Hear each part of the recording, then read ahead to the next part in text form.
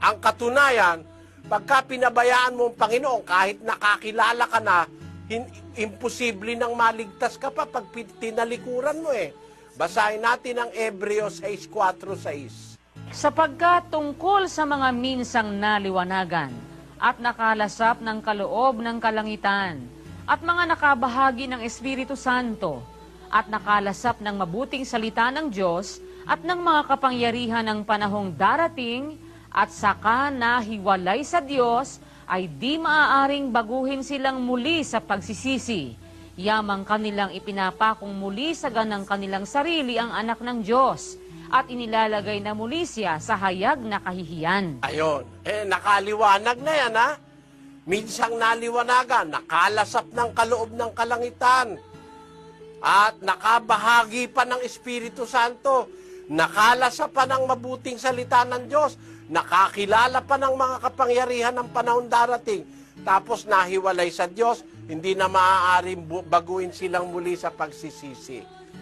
Ibig lang ipakita, kapatid, na hindi ibig sabihin na ikaw nakakita ng Kristo, nakakilala ka, tuloy-tuloy ligtas na kahit anong anong gawin mo.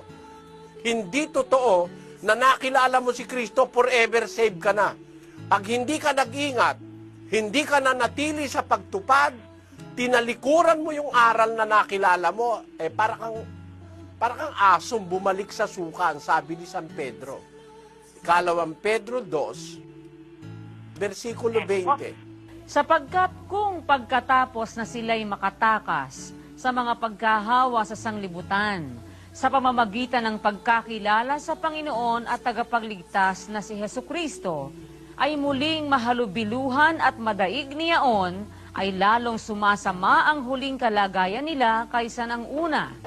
Sapagkat magaling pa sa kanila ang hindi nakakilala ng daan ng katwiran, kaysa pagkatapos na makilala ito, ay tumalikod sa banal na utos na ibinigay sa kanila. Nangyari sa kanila ang ayon sa kawikaang tunay, nagbabalik na muli ang aso sa kanyang sariling suka, at sa paglulubalob sa pusali ang babaeng baboy na nahugasan. Maliwanag na pagka tinalikuran mo yung nakilala mong aral, para ka lang asong bumalik sa suka. Yun ang sagot ko, kapatid. Salamat po sa iyo. Ang katunayan, pagka pinabayaan mo ang Panginoon, kahit nakakilala ka na, imposible nang maligtas ka pa pag tinalikuran mo eh. Basahin natin ang Hebreo 6:4-6. Sapagkat tungkol sa mga minsang